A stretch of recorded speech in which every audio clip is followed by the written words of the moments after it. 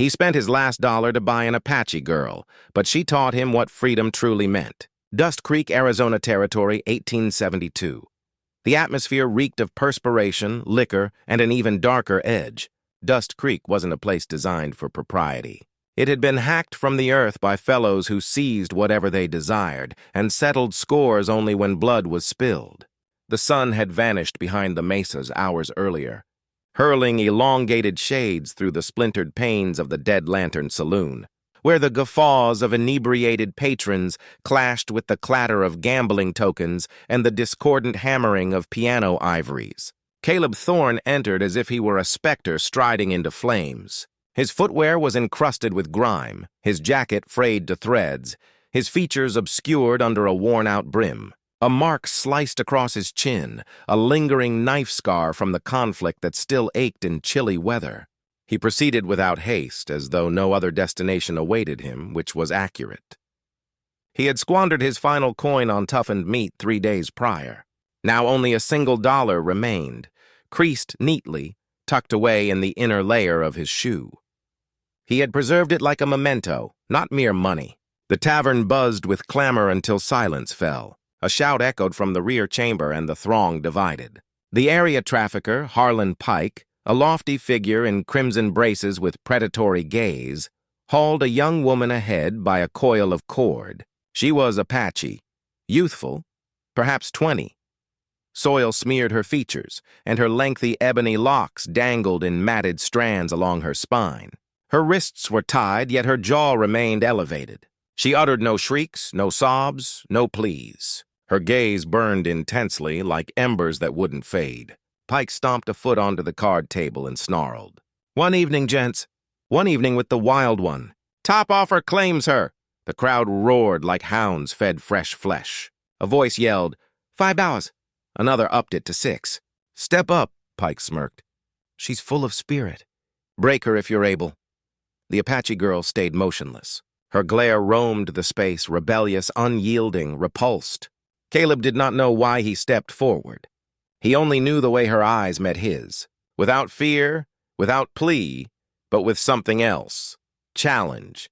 He pushed past a drunk leaning on the bar, reached the table. All eyes turned. Pike squinted. "You got a bid, Ghost?" Caleb reached into his coat slowly, like a man pulling out a gun. Instead, he laid a single silver dollar on the table. His last. It rang like thunder when it hit the wood. "Whom dollar?" Someone snorted. "Hell, she ain't worth the boots on her feet." "No boots," Pike smirked. "No feet worth selling." Theman roared with laughter, but Caleb said nothing. He just looked at the girl, looked at her like she was not a thing but a person. And in the silence that followed, the room changed. Pike leaned in. "You serious, Thorne? That your last coin?" Caleb nodded once. "We?" Pike asked. Caleb's voice was quiet. "Because no one else here deserves to look at her again." The laughter stopped. Pike scratched his chin, eyes narrow. "Hell, $1 one night. Fine, take her." He tossed the rope at Caleb's feet like a leash, but Caleb did not pick it up. He looked at the girl, then at the rope. Then in front of everyone, he pulled out his knife and cut the bonds at her wrists. The girl staggered but did not fall. Her hands were bruised, bloodied, but free. Caleb handed her the knife. No words, just steel and silence. The room watched, confused, almost disappointed. Mekki, the Apache girl, looked at the blade, then at the man who had bought her only to give her back her hands. She raised her head. "Walk to him slow." Their eyes met. She did not say thank you. He did not ask for it. But something passed between them. Something wordless. Something more than freedom. A seed. She spoke then in English, clear and proud. "I belong to no man." Caleb nodded. "Then do not walk behind me. Walk beside." And they did. Out of the saloon, into the dark, into the unknown. A drunk near the doorway muttered, "That man's a fool." Another whispered, "Maybe, or maybe he's the last good one." The door slammed behind them. And just like that, Dust Creek had one less ghost and 2 more legends. The desert did not forgive easily. Long after the saloon lights had disappeared behind them, Caleb and the Apache girl walked in silence beneath a bone-white moon. The stars stretched forever, cold and watching. Coyotes howled in the distance. Every sound seemed sharper out here. Every footstep, every rustle of sagebrush, every heartbeat. They camped near a dry riverbed under the crooked limbs of a mesquite tree. Kayla built a small fire with dry kindling and did not speak. He gave her space. No rope, no orders, no questions. He simply handed her half a canteen and a crust of bread, then leaned back against his saddle and closed his eyes. She watched him, always watching. Her name was Nayeli, daughter of Chief Ten Crow. Her people once rode strong across these lands, but the cavalry had come at dawn with rifles and fire. Her father had died with a blade in his hand and a curse on his lips. She had been taken, bound, sold, stripped not just of freedom, but of dignity until this strange white man bought her and then gave her a knife. She did not trust him. Men like him always wanted something. Na waited until the fire burned low. The moon had passed overhead. The man, Caleb, was still. She rose slowly, silent as dusk. Her finger crept across the ground, found the blade he had given her. She wrapped her hand around it. Her breath held. Her feet moved closer. He lay there, hat over his face, one hand on his chest, unmoving, vulnerable, one thrust, quick, clean. She could be gone. She raised the blade, but his voice broke the night. Calm, clear, not afraid. "If you are going to do it," Caleb said, "aim for the neck. That is quicker." She froze. He lifted the hat from his face, eyes meeting hers. No anger, no fear, just tired truth. "I am not your enemy," he said. "You bought me," she hissed. "I bought you to stop them from touching you," he replied. "That was all I could do. You cut my bonds, but you still stay. I stay because the East is crawling with bounty men who would kill you for $10 or worse." She held the knife tighter. "You think you need your protection?" "No," he said. "I think you need a choice. That is different." End of chapter 8, and end of the chicken. Nayeli stepped back. The blade trembled in her hand. "I do not understand you." "I do not understand myself," he said, sitting up slowly. "But I know what it means to be hunted. And I know what it means to be free, Buttalone." Silence stretched between them like a stretched bowring. "I will not stop you," he said. "Walk wherever you wish, but if you go east, they will find you and they will not give you knives." Her breath came hard, uneven. She stared at him, a man who had nothing.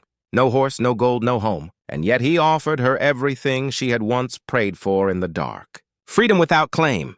She dropped the knife. It hit the ground softly. "Beautiful." "I do not walk behind men," she said. Caleb nodded. "Then walk where I can see you." "That is enough." She sat down, not close but not far. The fire crackled. The stars moved. In her heart, the storm still raged.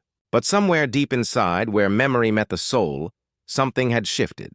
The man had not tied her. He had not taken her, and yet she had not run. The sun was cruel by day, but it was the night that brought danger. Caleb and Nayeli traveled west, following the shadows of the hills like whispers against Theeland. He said little, only pointed out paths that avoided towns, trails that stayed hidden. She asked no questions, but she watched him with growing curiosity. This man, who never touched her, never claimed her, yet never left her behind. Their destination was the Sierra Madre foothills, where the mountains rose like stone guardians against the sky. Caleb had once heard of an old mining town, long abandoned, now rumored to be a safe haven for those wanting to disappear. But before they reached the range, they passed through Wolf's Gully, a narrow cut between two bluffs with walls too steep to climb and nowhere to turn. Caleb hesitated at the entrance. His hand brushed the butt of his revolver. "Keep close," he said. Illy nodded, silent.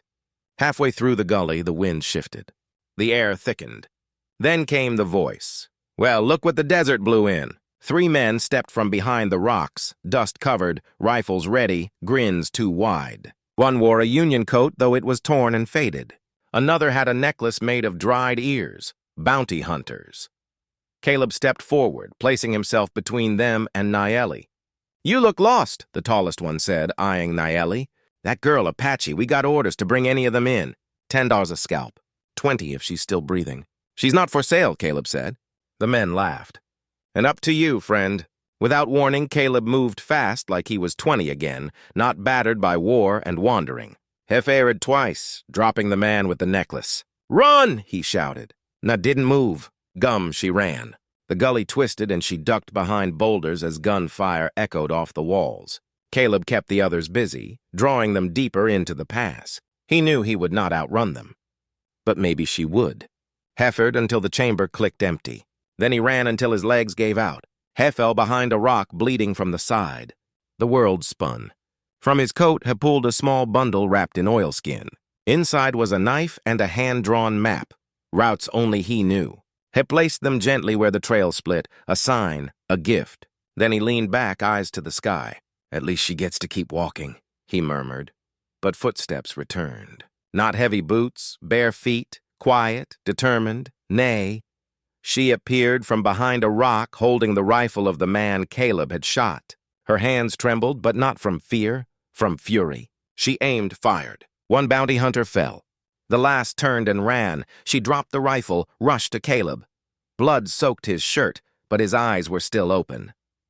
"You came back," he said. "I do not leave people who protect me," she whispered. He smiled weak. "You were supposed to keep going?" "I chose not to." She tore a strip of cloth from her dress, pressed it to his wound. He winced but said nothing. They sat together, surrounded by the stillness of death and desert. And in that silence, something shifted. She had run. He had stayed.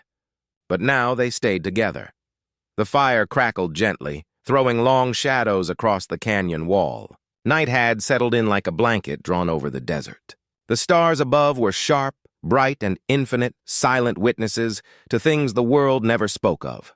Caleb sat on one side of the flame, his back resting against a smooth boulder, his arm bandaged, his face drawn but calm.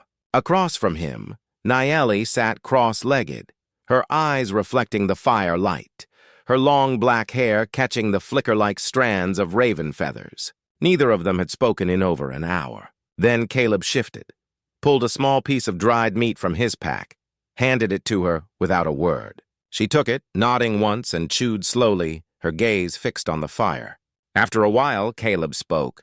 His voice was low but steady. "There was a boy," he said, "back in the war." Nayeli glanced at him. He did not look back. He was maybe 10, barefoot, hungry, came out of the woods after a battle in Georgia.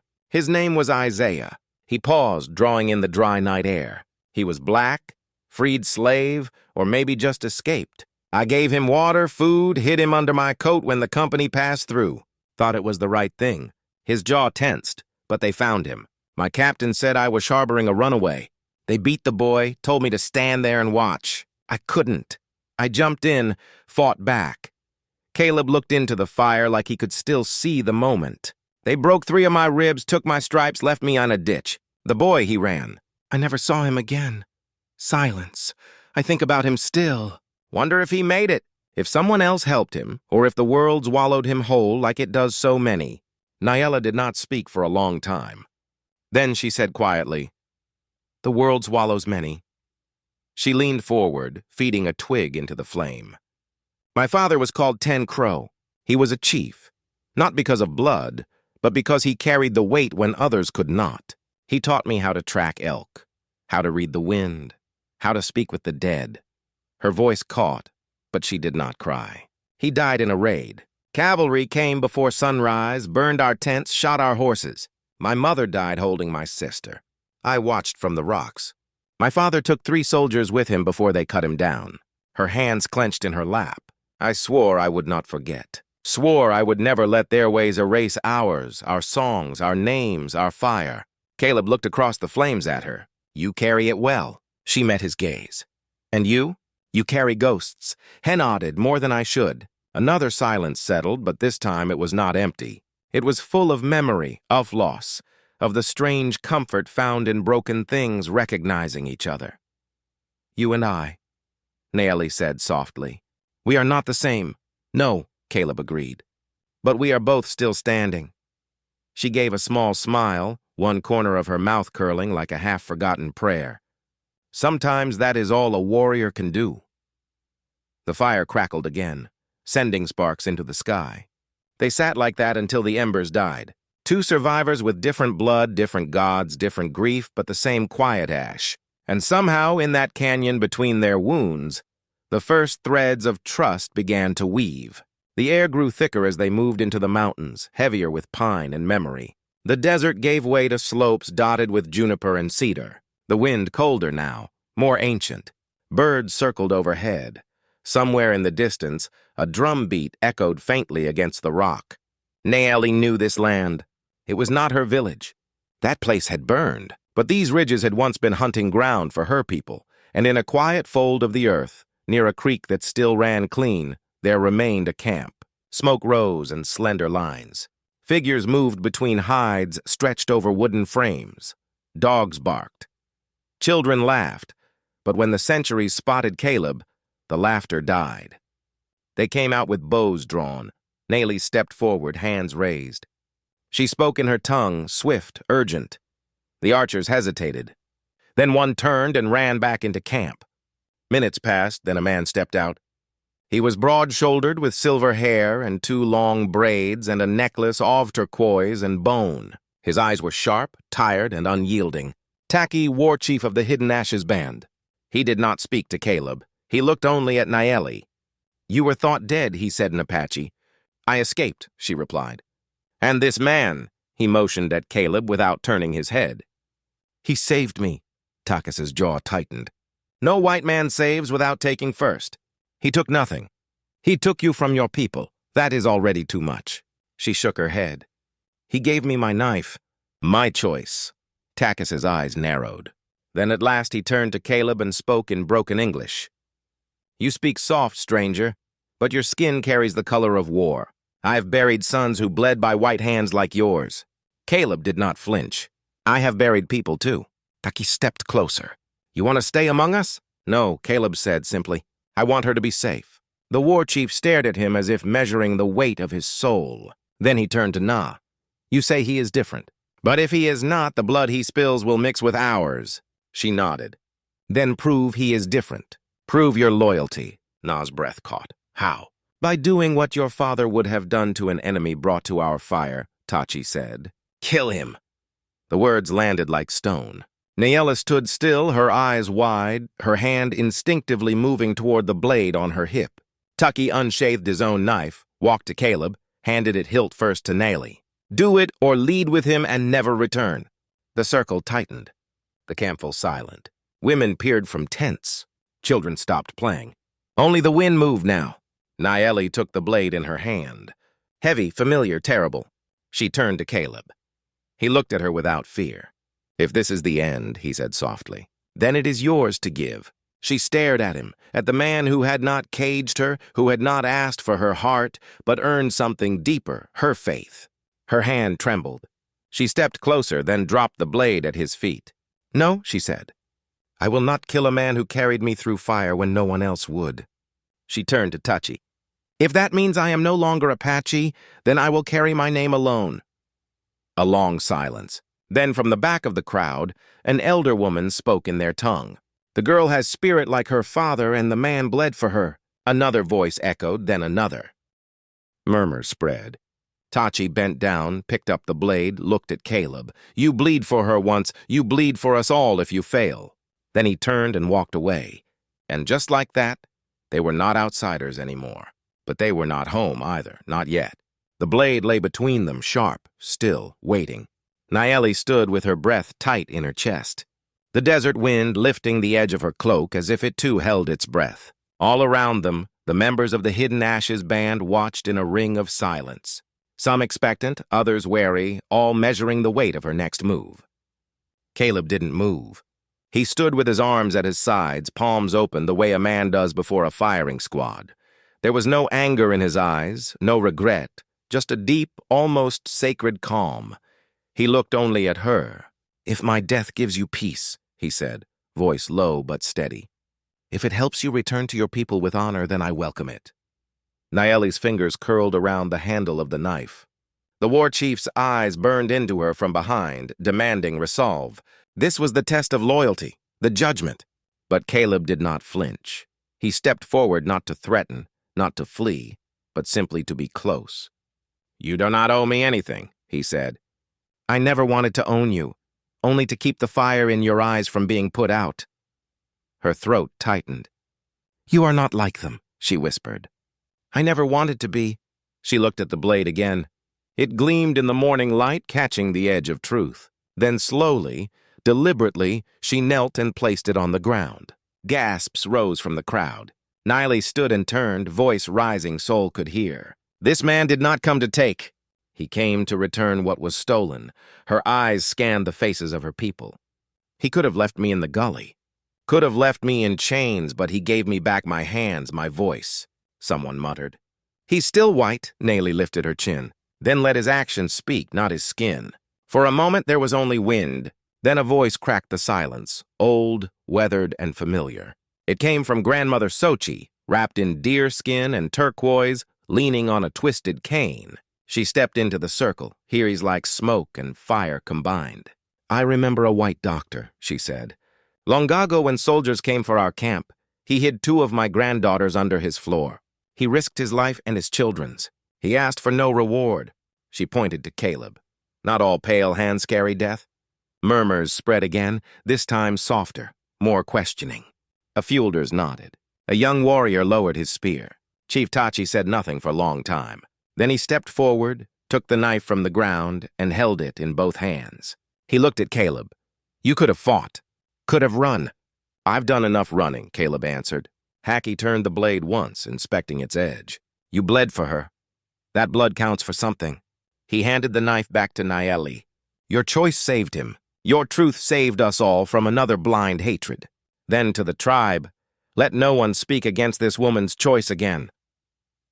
Caleb met Naley's eyes. There was no victory in them, only relief and something deeper, respect, maybe even reverence. That night, the fire burned brighter than it had in years, not because of war or ritual, but because 2 people had refused to become what the world expected of them. And somewhere in the embers, something like belonging began to glow. The wind shifted before the horses came, dry, bitter, laced with dust and gun oil. Caleb smelled it first. He stood from where he had been sharpening an axe blade near the fire pit. His eyes narrowed toward the ridge. The dogs in the camp began to bark. Chickens scattered. Mothers pulled children into their arms. Then the thunder came. Hooves pounding from the south, echoing through the valley like a war drum. Taki stormed out of his lodge. Naley was already at his side, bow in hand, knives strapped to her belt. They come for me, she said. No, Caleb said grimly, stepping forward. They come for all of us now. Over the ridge rode Harlan Pike, the slaver from Dust Creek, but he was not alone. Behind him were 6 riders, armed men in worn cavalry coats and outlaw leathers, faces wrapped in bandanas, eyes dead with purpose. Pike halted just beyond the camp's entrance. He called out with a grin. Evening, savages. I've come to collect what belongs to me. Tachi stepped forward. You have no claim here. Pike laughed. The girl is property bought and sold. She ran. I'm here to take her back. Caleb moved to stand beside Nayeli. You'll have to go through me. Pike's eyes narrowed. You again should have let you hang. He raised a hand. His men drew their rifles. The camp erupted. Arrows soared first, silent, deadly. 2 mercenaries fell from their saddles before they could fire, but the others opened up with pistols and repeaters. Bullets ripped through tents. Shattered pottery tore through the air. Screams rang out. Tachi barked orders in Apache. Warriors rose from trenches, sprang from brush with spears and knives. The Hidden Ashes band had survived too long to fall easy. Caleb grabbed a fallen rifle and dove behind a wagon, firing at the attackers. He covered 2 young boys running to shelter. Beside him, Nella moved like a shadow, loosing arrows with deadly precision. Then, through the smoke and chaos, Caleb saw her. A little Apache girl, no more than 6, frozen in the open, clutching a doll made of cloth and feathers. A mercenary raised his pistol, aiming straight for her. Caleb ran. He did not think, did not aim. He threw his body in front of the child, knocking her to the ground just as the gun fired. The bullet struck him in the back. He grunted, staggered, then collapsed over the girl, shielding her. Nayeli screamed. She sprinted to them, knife in hand, and drove it into the attacker's chest. He fell, choking on his last breath. More warriors surged forward. The tide turned. Pike tried to flee, but an arrow struck his leg. He fell from his horse howling. Tika strode to him, ripped the slaver's gun from his hand, and struck him once hard with the full weight of generations behind it. Then it was over. Smoke drifted. The wounded groaned. The wind blew through broken tents, but the camp still stood. Nayeli dropped beside Caleb, blood soaking through his shirt, his breath shallow. "You fool," she whispered, tears in her eyes. "Why did you run into fire?" He smiled weakly because she reminded me of Isaiah. "Stay with me," she begged. "I will try." The little girl crawled from beneath him, wide-eyed, then wrapped her arms around his neck and held on tight.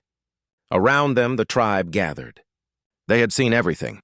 Not just a man fighting for survival, but a man who bled for a child not his own. A man who once walked among enemies, but now stood wounded, unwavering among family. That night, the drums did not beat for victory. They beat for honor.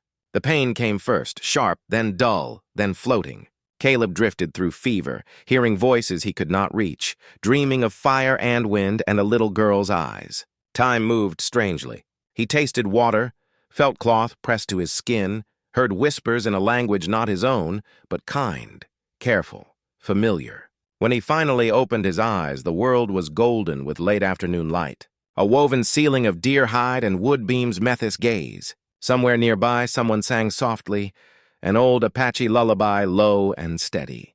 He turned his head slowly. Nayeli sat beside him. Her hair was braided, her hands stained with healing herbs. Her bow leaned against the wall, but the blade never left her hip. He tried to speak. She placed 2 fingers to his lips. "You were gone for 3 days," she said, her voice quieter than he remembered. "We didn't think you would wake," he managed a hoarse whisper. "How many did we lose?" 3 wounded, none dead. You saved the girl. Her name is Nan.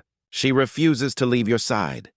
He let out a breath. Half laugh, half groan, stubborn like her tribe. Stubborn like the man who shielded her with his spine, Nayeli said, eyes shining. Outside the lodge, children ran. Women cooked over fires. Men fletched arrows, carved tools. The camp lived, not in fear, but in strength. Days passed. Caleb's wounds healed slowly, but he walked again, first with help, then alone. Wherever he went, people nodded. Some offered water, others offered silence, which in this place meant respect.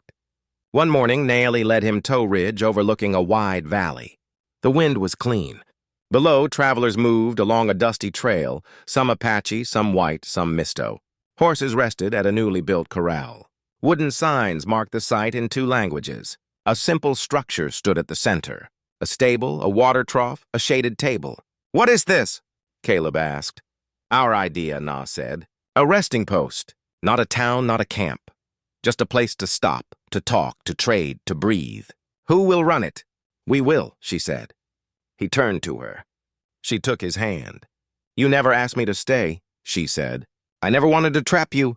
She smiled, a soft thing that broke him open again. "You did not buy me, Caleb Thorne," she said. "You gave me back my choice, and I choose you." He looked at her, then truly saw her, not as the girl from the cage, not the warrior in the canyon, but the woman who had made him whole again. He touched her cheek. "Then I will stay if you'll have me." She nodded once forever. They'd built a life there. Brick by slow brick, travelers came and went. Some stayed. A merchant taught reading. A blacksmith arrived with a Navajo wife and a wagon full of tools. An old priest set up a tent and never once tried to convert anyone. Children from both worlds played in the dust. Laughter replaced gunfire. Names were exchanged instead of bullets. And in the quiet hours, Caleb wrote letters. One of them, his last, was never sent. It read, "Dear Mama, you once told me freedom was the right to go where you please. I believed that once. Then I wore a uniform and it meant something else. Then I walked the desert and it meant nothing at all. But now I know the truth. Freedom is not escape. It's not solitude. Freedom is the ability to choose love even when the world tells you not to. I am not a soldier anymore. I am not a wanderer. I am a man who was taught what freedom truly means by an Apache girl who never belonged to anyone but chose to stand by me. And that is everything. Your son, Caleb."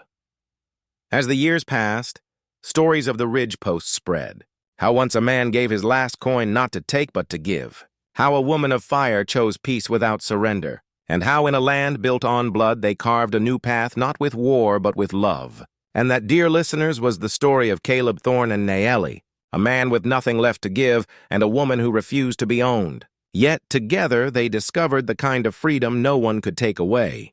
If this story stirred something in your heart, if you felt the dust, the danger, and the deep pull of love that defies blood, borders, and time, then don't forget to hit that like button to keep these stories riding strong across the frontier. And for more unforgettable tales of forbidden love, loyalty, and lawless lands, and passion that defied bullets and prejudice, subscribe now to Wild West Love Stories, because out here where bullets missed, hearts didn't. See you on the next ride, partner.